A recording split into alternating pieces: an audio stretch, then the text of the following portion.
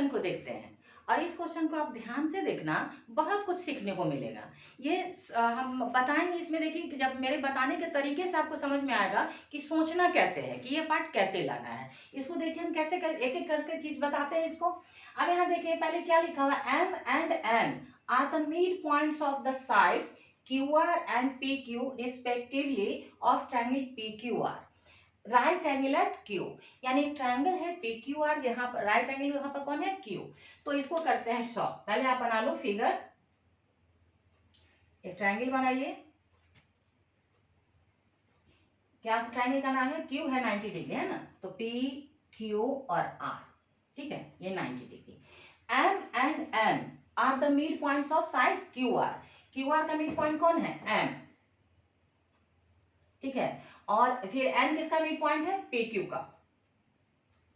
और यहाँ mid point है, ये गिवन कंडीशन है। आपको बार बार एक ही चीज पर हम फोकस कर रहे हैं कि जो गिवन है उस पर आप जरूर ध्यान दें, बहुत ध्यान दें।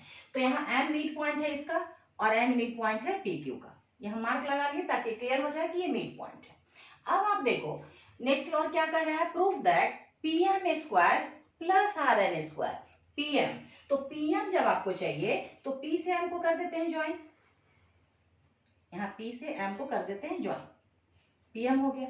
PM स्क्वायर और RN स्क्वायर, अब RN तो RN ये हो गया हमारा, देखिए आप RN है ना, तो हो गया RN। तो यहाँ PM square plus RN square equal to 5MN square. अब MN तो देखो M और N को यहाँ कर देते हैं ज्वाइन, आपको दिख रहा होगा MN, ठीक है। अब देखें जो हमें प्रूफ करना था उसके अकॉर्डिंगली हम फिगर को करिए ड्रॉ। अब आप देखो तो अभी हम ऐसा क्वेश्चन बताए हैं कि जो गिवन है और जो प्रूफ करना है उसको लेके चलना चाहिए। तो गिवन कंडीशन आपको हम फिगर में दिखा दिए कि कौन मिड पॉइंट है, और जो प्रूफ करना है PM तो PM। अब देखो जब PM स्क्वायर आपको चाहिए तो किस ट्रायंगल में आना चाहिए, आप क्लियर कर सकते हो, चूंकि राइट एंगल ट्रायंगल आपको चाहिए तो PQM। तो PQM जब आप लोगे तो PM आ जाएगा, सिंपल सा बात है। तो यहां पर हम ले लेते हैं कि इन ट्रायंगल PQM, ठीक है। अब आपको चाहिए PM स्क्वायर, तो PM स्क्वायर आप ले लो, पाइथागोरस यूज करो, वो सब लिख लेना, बार बार एक ही चीज बोल रहे हैं। PM square is equal to PQ square plus QM square, लिखिए। तो यहाँ पे जो प्रूफ करना है, PM स्क्वायर चाहिए था तो हम पहले PM स्क्वायर को ही ले आए, और PM स्क्वायर लाने के लिए PQM ट्रायंगल में आना पड़ा, तो ले लिए। अब इसको हम लेते हैं इक्वेशन 1, इसमें तो कोई जादू नहीं। अब आप देखो RN स्क्वायर आपको चाहिए, तो RN के लिए आप देखो किस ट्रायंगल में आओगे, यहाँ देखो QNR, यहाँ साफ दिख रहा है ये ट्रायंगल QNR, एक ट्रायंगल दिखाई दे रहा है जिसमें Q है 90 डिग्री, तो पाइथागोरस आसानी से यूज कर सकते हैं। अब यहाँ चाहिए RN स्क्वायर, तो RN क्या है, लार्जेस्ट साइड हो गया, 90 के अपोजिट है। तो अब यहाँ पर हम आपको सॉल्व करके दिखा रहे हैं। इन ट्रायंगल किस ट्रायंगल में आना है, आपको चाहिए RN, तो QNR इसमें आ गए। अब इसमें RN स्क्वायर चाहिए तो आप ले लो, RN square is equal to QN square plus QR square, QR square ले लिए। ये इक्वेशन 2 हो गया। इसमें जो बस है सामने उसी को लेके चलना है। अब देखो तो PM स्क्वायर और RN स्क्वायर, तो PM स्क्वायर और RN स्क्वायर दोनों के बीच में क्या है, प्लस, यानी कर देना है दोनों को ऐड, तो आप ऐड कर दो 1 प्लस 2। अब देखो 1 2 दोनों को ऐड करेंगे तो PM square plus RN square, और RHS वाला पार्ट ले लो, तो PQ square plus QM square plus QN square plus QR square, है ना। दोनों इक्वेशन को सिर्फ ऐड किए तो ये टर्म आ गया। अब देखो LHS वाला पार्ट आपका आ गया है, PM स्क्वायर और RN स्क्वायर आ गया है। अब आपको बस ध्यान देना है कहाँ पे, MN स्क्वायर चाहिए आपको, और दूसरा कुछ नहीं चाहिए, जबकि मेरे पास इतना लंबा चौड़ा पार्ट आया हुआ है। अब यही आपको सोचना पड़ेगा कि सिर्फ आपको जब MN चाहिए तो इतना बड़ा पार्ट को हम कैसे हटाएंगे। अब यहाँ देखो PQ स्क्वायर है, तो PQ है यहाँ पर, तो PQ तो आपको जरूरत है ही नहीं, आपको जरूरत है किस चीज का, MN का। तो देखो तो PQ का रिलेशन इस ट्रायंगल से रिलेटेड कुछ है क्या, तो आप ध्यान से देखोगे तो लिखा हुआ है कि N is the mid point, यानी PQ का ये दोनों पार्ट PN और NQ दोनों है इक्वल, है ना। तो PQ की जगह पर आप लिखोगे PN और NQ, दोनों लिखोगे। तो जब पी क्यू में, तो क्यों ना हम इसको, जब दोनों पार्ट इक्वल है तो पी एन को भी हम क्यू एन लिख देते हैं। तो यहाँ पर पी क्यू की जगह पर आप लिख सकते हो ट्वाइस क्यू एन, है ना। तो ट्वाइस क्यू एन क्यों, क्योंकि पी क्यू में ये और ये दोनों पार्ट इक्वल है स्टूडेंट, तो पी एन का जरूरत मुझे है ही नहीं। अब हम क्यू एन का ही जरूरत क्यों है, क्योंकि ये छोटा सा जो ट्रायंगल बन रहा है क्यू एम एन, इसी में एम एन है। तो जब एम एन इसी में है तो एम एन जो हमारा रिलेशन किन दोनों साइड से है, क्यू एन और क्यू एम से, तो हम पी एन का क्या करेंगे, तो इसीलिए आपको दिया हुआ है कि N is the mid point, यानी कि इसके जगह पर भी हम इसी को लिख सकते हैं, यानी कि पी क्यू को क्या लिख देंगे हम, ट्वाइस क्यू एन। तो ट्वाइस क्यू एन लिख दिए, और ट्वाइस क्यू एन लिखे किसके जगह पर, पी क्यू के जगह पर, लेकिन इसका स्क्वायर है ना, स्क्वायर लिख दीजिए। अब आप आइए सेकेंड पार्ट क्यू एम। तो क्यू एम जब आप लोगे तो इस छोटे वाले ट्रायंगल में जिसमें एम एन है, तो क्यू एम तो आपको जरूरत है ही, तो इसको आप ऐसे ही छोड़ दो। ऐसे ही सोचना होता है, कूल माइंड हो गया, कुछ ज्यादा नहीं है, जो गिवन है बस उसी को लेके धीरे धीरे सोचना है आपको। अब आप देखो क्यू एन, अब देखो क्यू एन भी है, तो क्यू एन भी इस ट्रायंगल में आ रहा है जिसमें एम एन है, इसमें भी कुछ नहीं करना है, क्यू एन स्क्वायर। अब आते हैं क्यू आर स्क्वायर, देखो यहाँ फिर से आ गया क्यू आर स्क्वायर। तो क्यू आर का हम क्या करेंगे, मुझे तो चाहिए सिर्फ एम एन से रिलेटेड, तो एम एन से रिलेटेड एम क्यू है और क्यू एम है, तो क्यू आर हम क्या करेंगे, उसका जरूरत नहीं है। तो अभी जस्ट एक्सप्लेन किए कि जो गिवन है एन था मिड पॉइंट, तो इसको हम लिख दिए twice Q N, P Q को क्या लिख दिए, ट्वाइस क्यू एन। तो वैसे ही क्यू आर को आप क्या लिख सकते हो, क्यू एम और एम आर जब दोनों इक्वल है और एम आर का जरूरत है नहीं, तो हम क्या लिख सकते हैं, एम आर को भी लिख सकते हैं क्यू एम, यानी क्यू आर को आप क्या लिख दोगे, ट्वाइस क्यू एम। तो आप यहाँ पर लिख दो ट्वाइस क्यू एम, और लिखते वक्त यह ध्यान देना कि सिर्फ हम क्यू आर को लिखे हैं ट्वाइस क्यू एम, इसका स्क्वायर नहीं गायब हो जाएगा, तो इसका स्क्वायर आप ऐसे ही लिखोगे। ये सब चीज ध्यान देते हुए लिखना होता है। अब देखो आप, ये हो गया 2 का स्क्वायर है तो 4 हो गया, 4 Q N square plus Q M square, आप ऐसे ही रहने दो, फिर क्यू एन स्क्वायर, और ये हो गया 4 क्यू एम स्क्वायर हो गया। अब आप देखो 4 क्यू एन स्क्वायर यहाँ है और 8 क्यू एन स्क्वायर यहाँ है, दोनों क्यू एन स्क्वायर है, लेकिन यहाँ 4 टाइम्स है और यहाँ 1 टाइम है, तो क्या हो जाएगा 4 और 1 5, तो आप क्या लिख दोगे 5 क्यू एन स्क्वायर। अब देखेंगे 8 क्यू एम स्क्वायर यहाँ है और 4 क्यू एम स्क्वायर यहाँ है, तो 4 और 1 तो 5 हो गया, तो यहाँ आप लिख दोगे 5 क्यू एम स्क्वायर। अब देखो तो कि बीच में प्लस है, 5 दोनों में है, तो हम ले लेते हैं कॉमन, और जब इसको कॉमन ले लेंगे तो ये हो जाएगा Q N square plus Q M square. आप सोचोगे कि मुझे तो लाना था एम एन, मैम इतना कुछ करते जा रही हैं, तो बार बार हम टारगेट आपको दिए हैं कि एम एन से रिलेटेड जो ट्रायंगल है उसी का पार्ट आपको वहां लाना है, ताकि हम पाइथागोरस यूज कर सके।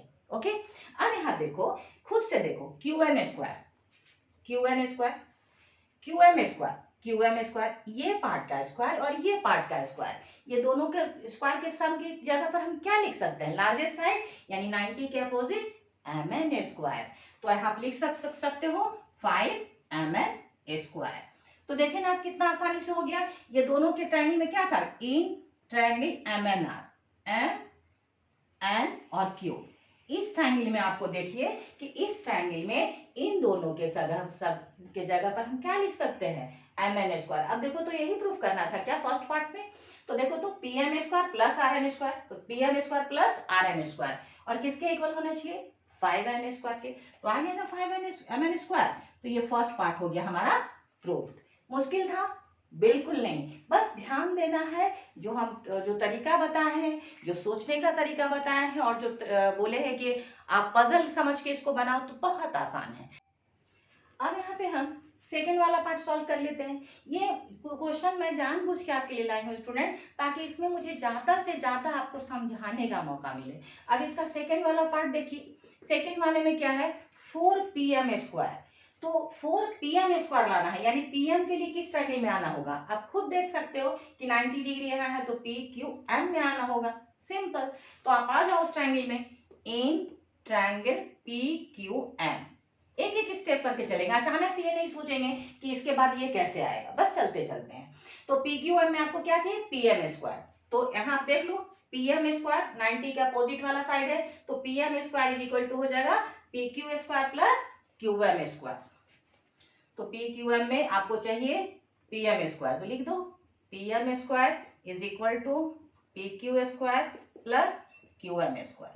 आगे अब पी एम स्क्वायर तो है, लेकिन यहाँ पर आपको चाहिए पी क्यू स्क्वायर, तो पी क्यू स्क्वायर भी मेरा है, लेकिन यहाँ पर आपको क्या चाहिए, क्यू आर स्क्वायर चाहिए। क्यू आर स्क्वायर आपको चाहिए, जबकि मेरे यहाँ क्या है, क्यू एम स्क्वायर है। तो आप यहाँ देखो कि क्यू एम है और हमको चाहिए क्या चाहिए, क्यू आर चाहिए, तो क्यू एम दिया हुआ और क्यू आर आपको चाहिए। तो आप देखो कि यहाँ पर M is the mid point, यानी क्यू एम किसका हाफ है, Q M is equal to M R is equal to half Q R. Q R का हाफ पार्ट है ये और ये, तो क्यू एम को आप क्या लिख सकते हो, हाफ क्यू आर, तो आना जाएगा यहाँ पर क्यू आर। तो यही सोचना है और इसमें कोई बर्डन नहीं लेना है, यानी कि पी एम स्क्वायर तो मेरा आ गया, पी क्यू स्क्वायर आपको चाहिए तो आप पी क्यू स्क्वायर ही रहने दो। अब देखो क्यू एम चाहिए, क्यू एम स्क्वायर है और क्यू एम का जरूरत आपको नहीं है, तो क्यू एम को आप क्या लिख सकते हो, हाफ क्यू आर। तो यहाँ आप लिख दो क्यू एम के जगह पर हाफ क्यू आर, है ना, और यहाँ स्क्वायर है तो स्क्वायर लिख देंगे, ऐसा बहुत सारा क्वेश्चन नहीं बताएं। अब देखो तो पी क्यू स्क्वायर तो रहेगा ही, अब इसको करेंगे तो क्या हो जाएगा, क्यू आर यहाँ पर 1 इंटू क्यू आर हो जाएगा, तो क्यू आर का स्क्वायर बाय यहाँ क्या हो जाएगा 2 का स्क्वायर 4। कोई कंफ्यूजन है नहीं। अब यहाँ आ जाओ, जैसे कि बहुत सारा क्वेश्चन हम लोग सॉल्व करते हैं तो उसमें एलसीएम लेते हैं, ठीक है ना, तो एलसीएम जब आप लोगे तो यहाँ हो गया 4 और इसके नीचे कुछ नहीं, यानी क्या हो जाएगा, जब मल्टीप्लाई करोगे तो 4 P Q square plus Q R square. अब आप खुद देखोगे कि 4 पी क्यू स्क्वायर चाहिए था, तो देखिए 4 पी क्यू आर एकदम आसानी से आ गया। अब आप क्या करोगे, अब नेक्स्ट स्टेप में क्रॉस मल्टीप्लीकेशन, तो क्रॉस मल्टीप्लीकेशन जब करोगे तो 4 P M square is equal to 4 P Q square plus Q R square. आप देखो तो 4 P M square equal 4 P Q square plus Q R square, तो इसमें कितना आसानी से आ गया। बस आपको ध्यान में सिर्फ क्या रखना था कि यहाँ जो मिड पॉइंट जो गिवन है, तो क्यू एम को हम हाफ क्यू आर कर दिए। अब हम थर्ड पार्ट सॉल्व करते हैं। अब थर्ड वाला देखिए, तो यहाँ 4 पी एम स्क्वायर था 4 सेकेंड वाले में, इसमें 4 आर एन स्क्वायर है, तो आर एन के लिए देखो अब किस ट्रायंगल में आना चाहिए, तो आर एन, तो आर एन है तो इस ट्रायंगल में देखो आप नीचे वाले में जो ट्रायंगल है एन क्यू आर, तो ये जो ट्रायंगल है इसको लेना है, क्योंकि यहाँ पर जब मुझे आर एन चाहिए तो आर एन का साइड इसी ट्रायंगल में आ रहा है, तो आप ले लो in triangle N Q R और आपको चाहिए आर एन, तो लिख लो R N square is equal to N Q square या Q N square plus Q R square, लिख दिए। ऐसा ही क्वेश्चन अभी सेकेंड पार्ट था, सेम क्वेश्चन है, थोड़ा बस इसका जो ट्रायंगल है वो बदल गया है। अब यहाँ देखिए आर एन स्क्वायर तो आ गया आपका, पी क्यू स्क्वायर चाहिए, अब देखो तो क्यू एन है ना, तो क्या लाना था आपका, कौन सा थर्ड वाला पार्ट है ना, तो आर एन स्क्वायर आ गया और उसके बाद आपको चाहिए तो आर एन स्क्वायर में N Q square plus Q R square है, सही है, तो क्यू आर स्क्वायर यहाँ है तो क्यू आर स्क्वायर मेरा आ गया, है ना। अब यहाँ देखो तो कि यहाँ मेरा एन क्यू आया है, जबकि आपको क्या चाहिए, पी क्यू चाहिए, तो एन क्यू, आप यहाँ देखो पी क्यू आपको चाहिए और एन क्यू आपका आया हुआ है, तो एन क्यू और पी क्यू अभी जस्ट ऐसा क्वेश्चन सॉल्व किए थे, N is the mid point है, तो एन क्यू और जब पी एन जब दोनों इक्वल है तो एन क्यू को आप क्या लिख सकते हो, हाफ पी क्यू, तो यहाँ पर लिख दो एन क्यू को लिख दो हाफ पी क्यू का square plus Q R square, ये भी क्वेश्चन हो गया सॉल्व। अब लिख दोगे यहाँ पर क्या, P Q square by 4, second part ऐसा ही था, क्यू आर स्क्वायर। अब ले लो आप LCM, P Q square plus क्या लिखोगे 4 क्यू आर स्क्वायर। अब यहाँ पर स्क्वायर से लिखते चाहिए, आर एन स्क्वायर आपको लाना था, आर एन स्क्वायर सबको लिखते चाहिए। अब क्रॉस मल्टीप्लीकेशन, तो जब क्रॉस मल्टीप्लीकेशन करेंगे तो क्या आ जाएगा, 4 R N square is equal to P Q square plus 4 Q R square. देखिए तो कि क्या है थर्ड वाला part, 4 R N square is equal to P Q square, है ना, और क्या है 4 क्यू आर स्क्वायर, तो इसमें कोई दिमाग नहीं लगाना है, बस इसको ऐसे ही सॉल्व करते चले जाएं। अब हम लोग फाइनल एक क्वेश्चन और है, इसको भी देख लेते हैं। अब हमारा जो फोर्थ पार्ट है उसको भी देखा जाए। अब देखेंगे कि फोर्थ पार्ट में क्या है, P M square plus R N square है, तो यहाँ थोड़ा सा आप रुको और जो ऊपर में प्रूफ किए हो जो पार्ट उसको ध्यान से देखो।